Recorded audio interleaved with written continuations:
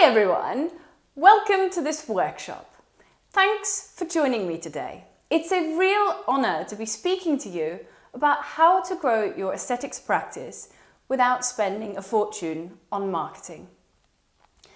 We all want to be successful in aesthetic medicine. We want to get more patients and grow our practice. If you're starting out, you don't have thousands of pounds a month to spend on marketing. You'll need to find aesthetic patients and build your list from people you already see.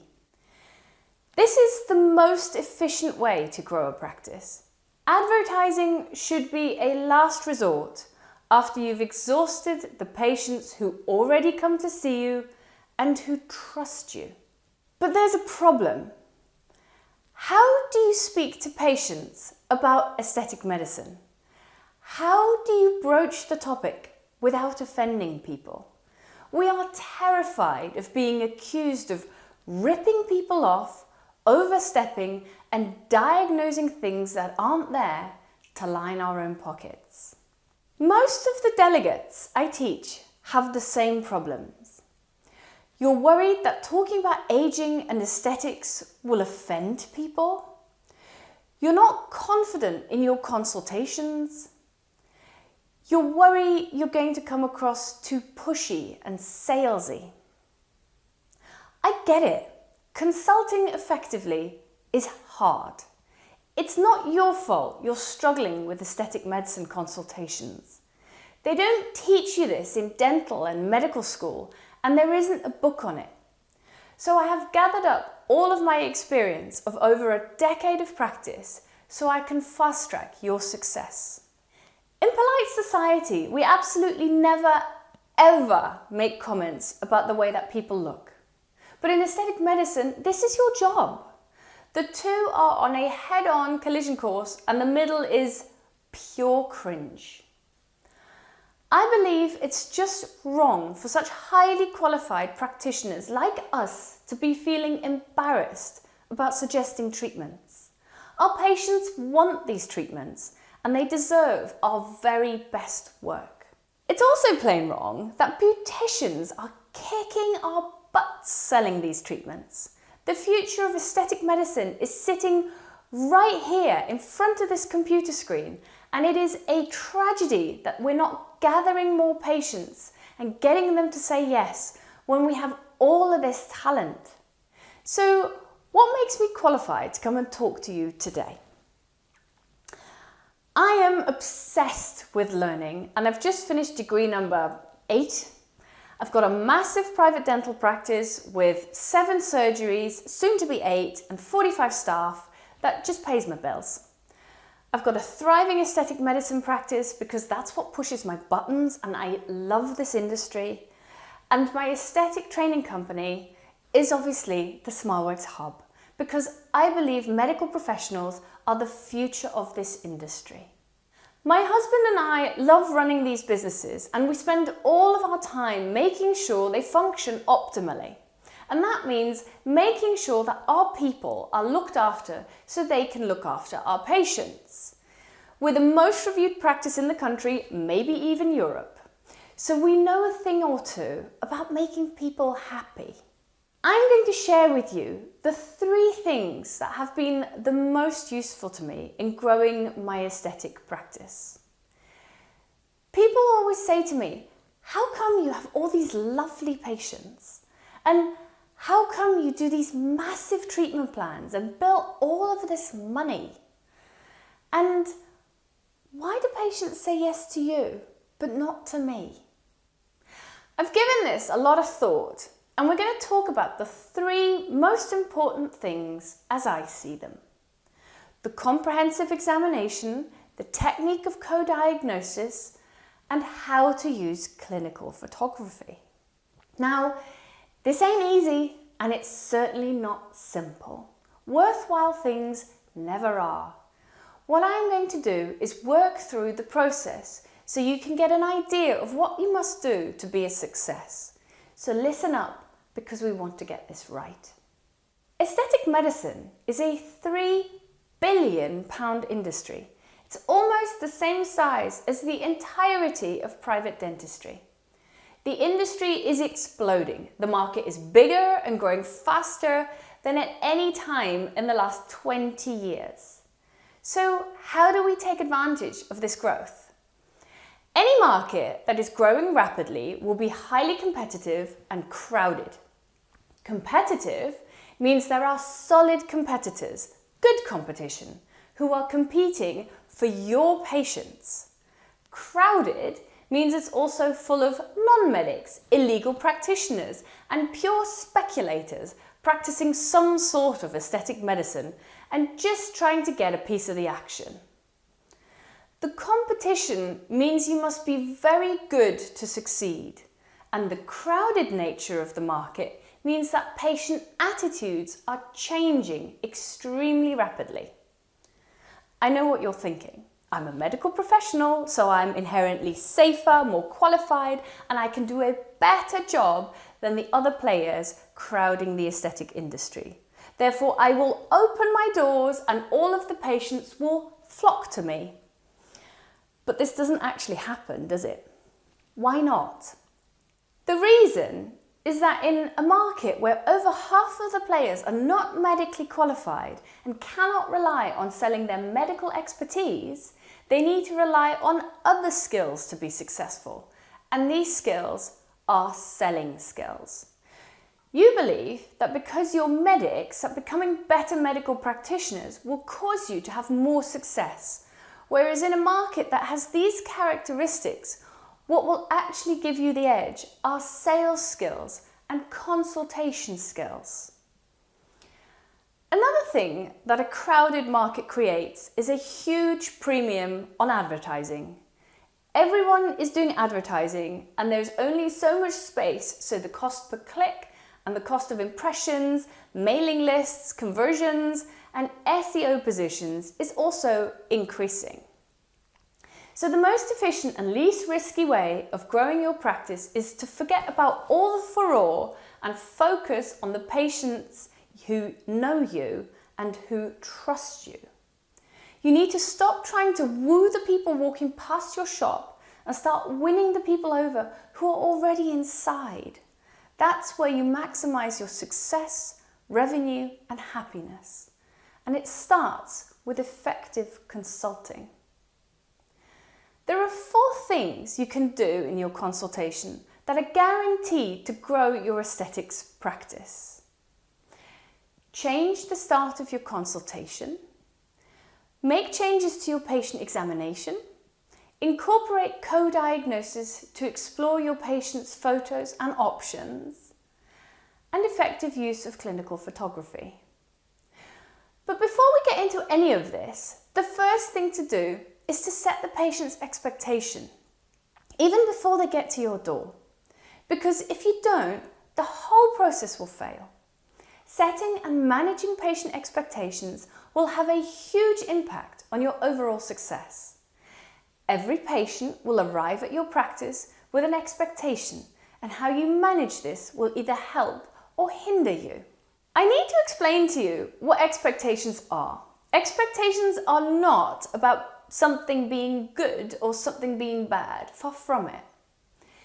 If I went to McDonald's on a Friday night looking for 12 chicken nuggets and McDonald's happened to have Marco Pierre White in the kitchen that day and he cooked me up some pan-fried quail loins in duck fat and presented them to me in my nugget box, I'd be like, what the hell are these? And what they are is a much more superior alternative to McDonald's chicken nuggets. But what I was expecting was McDonald's chicken nuggets. There are 2 sides to the expectation management equation. There's the expectation on the one side, and then there's what they get on the other. With your patients, you have the opportunity to modify both sides of the equation to bring their expectation and experience as close together as possible. So going back to our McDonald's example, if at the point of sale, the server behind the counter had said, hey, we just happen to have Marco Pierre White in the kitchen today, and he's making pan-fried quail loin chicken nuggets. How's about it? And I'd have been like, hell yes! And I'd have been happy with what I got because I was expecting it. If your patients get something they are not expecting, it won't work. It doesn't matter how good it is or how brilliant you think you are. If it's not what they're expecting, they will reject it. The best way to set expectations is to ensure things are always the same and the patient knows what they're going to get. Imagine you've got a patient on the phone. Your front of house should be telling them 3 things: what's going to happen in the consultation, who you are and what you do, and why you're the best person for the job. This guarantees that when that patient walks into your practice, the 2 of you will be on the same page. I always talk to patients about everything going on with their face, and this includes even people coming in for one area of toxin treatment. So this is the problem, right? How do you think the patient would feel if they were expecting a 5-minute beautician style in and out and they got the full assessment? It's just like the McDonald's chicken nuggets. It's actually better than rushing them through, but because they weren't expecting it, they might end up feeling apprehensive, confused, and maybe even a little defensive. But it's okay, because front of house have briefed them on what's going to happen. So instead of confused and defensive, they're excited and curious. It's also a good idea to tell your patients a little bit about what you do, because they can't read your mind. The reason I have a thriving complications practice is because front of house tell each patient that books in that I have an MSc in aesthetic medicine and it focused on complications. It really is as simple as that. And this goes for everything. Patients don't know what you do unless you tell them. Finally, it's very important to tell patients why you're the best person for the job and that you're going to look after them. We call this an endorsement, and each of my front of house have their own way of endorsing each practitioner. It usually goes something along the lines of, I've had this treatment myself with MJ, it's amazing, and you've nothing to be worried about because she's a real pro and she'll look after you. Your team have now set you up nicely for a smooth, comprehensive consultation. You might not think that this is important, but the difference it makes is instead of having some good and some difficult patients, basically every single patient that ends up in my surgery is a good patient, interested, engaged, open to ideas, and curious about what I can do for them. And this allows me to do my very best work. Let's now look at my first tip, modifying the start of your consultation. We all think our consultations are great. You greet the patient and then you fire a load of questions at them, some of which are quite intrusive and not very polite. With this approach that you've been taught, you are closing the door to so much opportunity. We're all clever professionals and it's easy to try and impress people by telling them everything that we know. But that's not how you communicate, because that's not what your patient is interested in. They are interested in themselves. They are interested in how you can help them. It's important to get to the bottom of what makes your patient tick, what they really want. Start by meeting on ground they know. Get them to talk about themselves. And the way to do this is with good questions. Phrasing questions correctly is essential. And this stuff isn't new. Business people, barristers, journalists, and politicians understand how asking a good question is the difference between winning and losing. And you must understand the subtle difference between questions, because a tiny difference in inflection or wording can produce a completely different response from the patient. I'm not going to go into the science of questions because we don't have time. But over the years, I've tried out a bunch of different questions and made a mental note of whether the answers were good or not. So here are some of my questions that have stood the test of time. Try opening the consultation with, "What brings you here today?" This is an extremely effective question and gives you a much better response than, "How can I help you?" or "What can I do for you?" Remember, the consultation is about them. The first rule of marketing and communication is you need to focus on the other person in the relationship and not on yourself. Incidentally, fellas, the same applies for dating. This question allows your patient the freedom to be as general or specific as they want. Some patients chatter like waterfalls, and some are a little bit more reserved. It allows you to gauge how confident they are. But note that this is a non-leading and open question, so the answer is not suggested by the question itself. You can determine whether they have a very specific concern or a more generalized problem. As aesthetic medicine practitioners, we should know the difference between "I have a wrinkle right here and I want Botox" or "I look sad and saggy." For the latter, they're asking you for solutions to make them feel better. So this is the first step in building your discussion. Understanding your patient is crucial in persuading them that you can actually help them. Another question I would really like you to consider asking is, when you look in the mirror, how do you feel? It's not, how do you feel about your face? And it's certainly not, how do you feel about yourself? And it's also not, when you look in the mirror, how do you feel, about yourself? It's just, when you look in the mirror, how do you feel? I cannot emphasize how asking tight and punchy questions will help you. Don't inject some of your own flair or ad lib. I guarantee you, if you try and improve on it, or garnish it, or sex it up, you'll get nowhere. Just ask the question. When you look in the mirror, how do you feel? And then stop talking and listen to the answer. And this is the best part, because the answer to this question comes right from the squishy parts of their soul. This question has given me laughter, tears, had patients spill their problems and tell me everything they hate or love about themselves.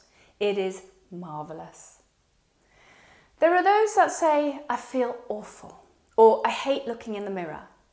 These are the patients that are inviting you to openly plan with them. You need to use these cues that they give you to start a comprehensive consultation. The opening dialogue is vital.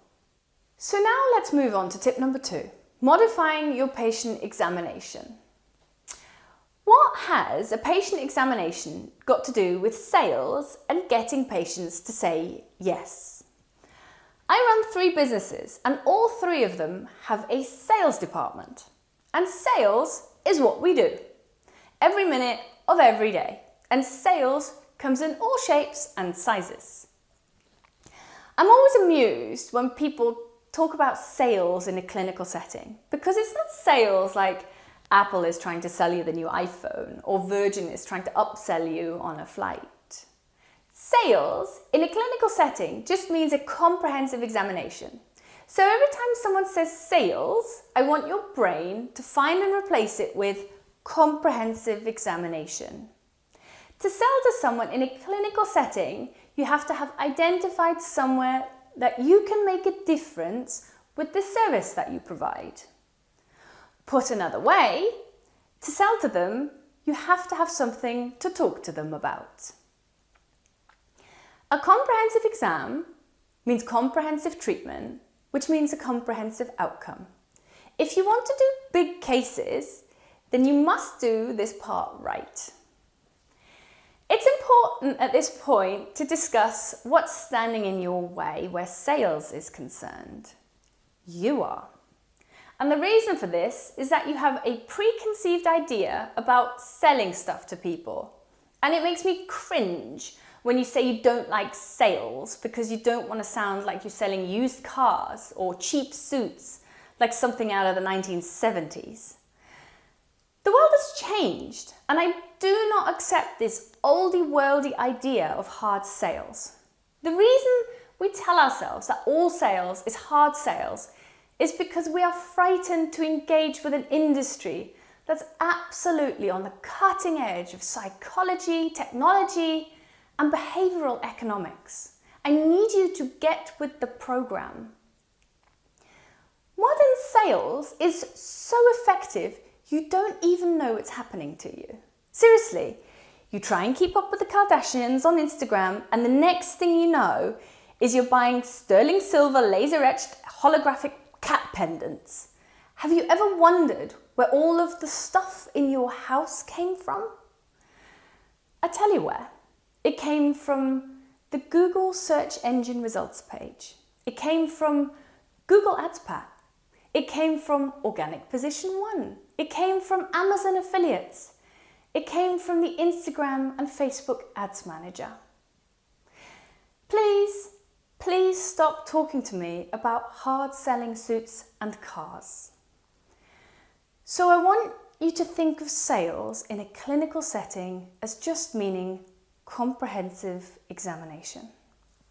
So, here are my main areas that I go through when I am conducting a comprehensive examination for my patient. I look at skin, including Fitzpatrick and Glogau. Positive attributes, so things that make them look better. For example, does their face improve when they smile? Negative attributes, things that make them look worse. I look at the upper face, the mid face, the lower face, and anything else. And I do this so that I know I have covered everything in a standardized way. These are all objective assessments. Look, palpate if you need, and make a note of them.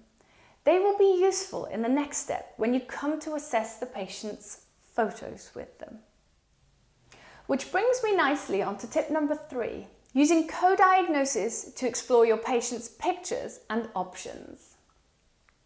Nobody likes being told what to do, whether it's putting the bins out, mowing the lawn, or committing to a medical procedure. In psychological terms, if I come up with an idea, I am proud of it and I own it. If someone else comes up with the idea, it's a chore. I question it and I resist it. This is the essence of co-diagnosis. If you have young kids, teenagers, or a spouse, you can do co-diagnosis. Not only that, understanding co-diagnosis will help you not only in your medical career, but also in your life. Co-diagnosis is about sharing the decision-making process with your patient and reaching a treatment plan together. Instead of being paternalistic, prescriptive, and nagging, it's about precisely positioning all the pieces so that your patient will put 2 and 2 together and almost have a eureka moment where they think, oh my God, this treatment is going to solve all of my problems. The benefits are that your patient is more likely to say yes to treatment. They are more likely to trust you. They are more emotionally invested in their treatment. And they are less likely to disengage and complain when things go wrong. Co-diagnosis has 3 steps. The first step is to recognize the problem together with the patient.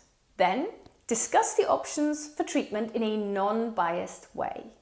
And lastly, highlight the benefits of having treatment and how the results can expect to look and feel. Co-diagnosis makes consultations look more structured and consistent with a patient who feels in control. Let's talk about what co-diagnosis is not. Co-diagnosis is not just coming up with different treatment plans and letting the patient pick one. It's not pointing out and focusing on your patient's faults or trying to shame them into having treatment. It's not just showing people photos. But we can start with pictures. We're going to have a little discussion about taking a good clinical picture in a while, but just assume you've taken a good picture series.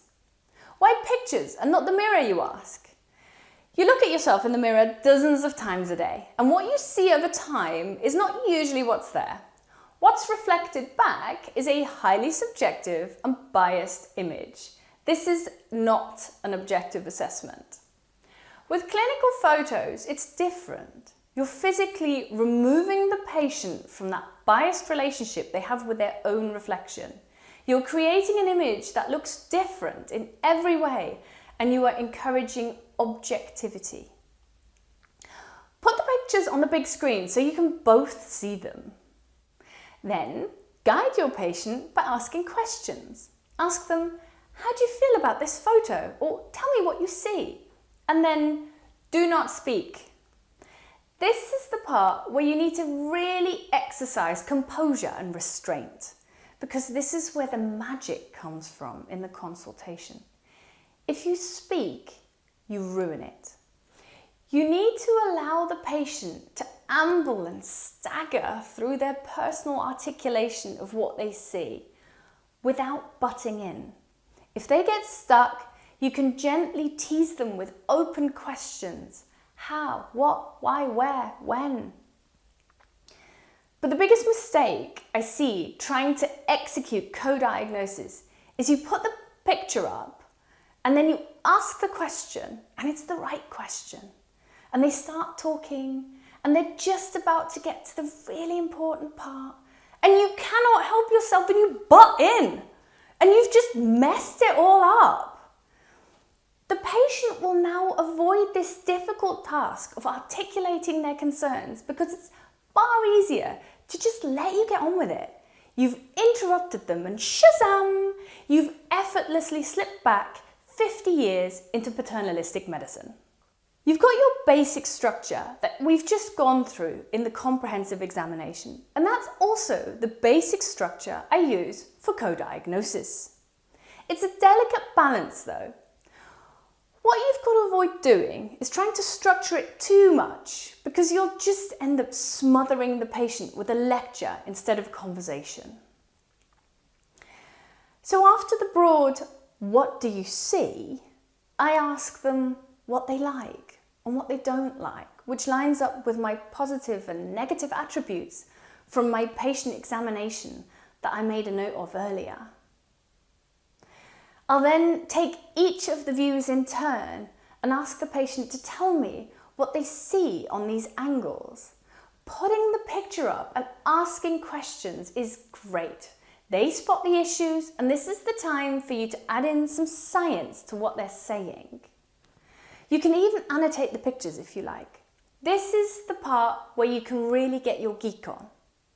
So for the frontal picture, you could chat about facial balance, such as the rule of thirds. You divide the face into 3 equal vertical parts. This allows you to evaluate discrepancies in the individual thirds and talk with them about upper, mid and lower face and the structures within them. You can evaluate symmetry quickly by drawing a line down the centre. For each of the items, I ask the patient for their input, and then I explain a little about what's going on. For example, the patient has noticed they've got flat cheeks, so I tell them about what happens in facial aging, about how the fat layers of the face age and reduce in size and sag. That's your segue into dermal filler treatment. By doing this, you are carefully planting the solution in their minds. Next, let's have a look at the side profile with them. Here we can evaluate the skeletal class and the relationship between the midface and the chin and discuss options for soft tissue modifications. If the chin is retruded, this is your opportunity to discuss surgery, but also options for modification with filler. The nasolabial angle and Ricketts E-line are crucial in discussing the lower third in the profile view. Draw them on and give the patients the information on the averages and compare what the patients are. Nasolabial angles in women should be between 90 and 110 degrees, and on the Ricketts, the upper lip should be 4 millimeters away and the lower lip 2 millimeters behind it. You'll be able to identify a small lip with the patient and discuss their options for improvement with filler. Three-quarter views are really useful as this is what the patient actually sees most often. It's the selfie angle. It's essential if you notice discrepancies in the midface or are planning nose, cheek or chin augmentation. You can assess the midfacial volume by looking at the cheek contour. This is the one where the patient will definitely have an opinion, so don't just gloss over it. Something else magical is happening here. We're all afraid of subjectively criticising people's appearance. It's rude to say you've got thin lips or a weak chin, but it's not rude to point out objective scientific measurements. You wouldn't say you have a weak chin, but rather you have a class 2 skeletal profile, common in lots of people, and this means your chin is set back in relation to your upper teeth. The response to this will not be defensiveness or anger. I'll tell you exactly how they'll respond. They'll lean in and ask, "How can I fix this?" And when you hear these words, you've succeeded with co-diagnosis. You have used scientific analysis to come to a diagnosis with the patient, and now they're asking you for solutions and treatments. So let's get on to effectively sharing treatment examples. Sometimes you will have discussed these pointers with the patient and they still don't fully understand what you can do for them. So you have to show them. You've probably all got portfolios and Instagram profiles, which you use to great effect in enticing new patients to your practice, but which you often completely ignore once they're sitting opposite you. Pictures can be used for marketing, co-diagnosis and getting patients to say yes. But they're not going to work if they're crap. So let's talk photos. The aesthetic medicine industry is chock full of terrible photos. I see it every day. This industry sucks at taking clinical photos. There are people posting and posing the most beautiful lifestyle selfies of their cars and their mansions, and when it comes to their before and afters, they just forget everything. Let's take a look at some examples that I found. The way you do anything is the way you do everything. And dodgy lighting, pictures taken at different angles, purposefully changing the lighting to make the afters look better, grainy iPhone photos, they all scream amateur. And it's not just colleagues in the industry that notice. Your patients aren't stupid. Some of them probably take pictures for a living. Your photos should do the talking for you, both in terms of what they depict and their quality. They should be reproducible, predictable, and honest. Same lighting, same angle, same everything. The style of your photos should match throughout your portfolio. Check your attention to detail. Colleagues notice, patients notice, and if your pictures are grainy or all over the place, the inference is that so are you. Some patients may even be savvy enough to realize that pictures taken on a mobile device may constitute a gross breach of GDPR. I am the first to admit that I'm not a professional photographer, but I am a professional injector. I am someone who wants to be taken seriously. I want my peers and my patients to know that I take care of every last little detail, and my photos reflect that, as should yours. You can pick up an absolutely stellar DSLR camera for a few £100. Literally about what you would charge someone for a couple of mils of filler. Here's my trusty steed. She's a bit knackered, but she takes one hell of a picture. She has made me hundreds of thousands of pounds. You can pick up a similar lighting rig from Amazon for less than £200. A couple of flash boxes and some black background and you're all set. You don't have to set it up this fancy, it's just an idea.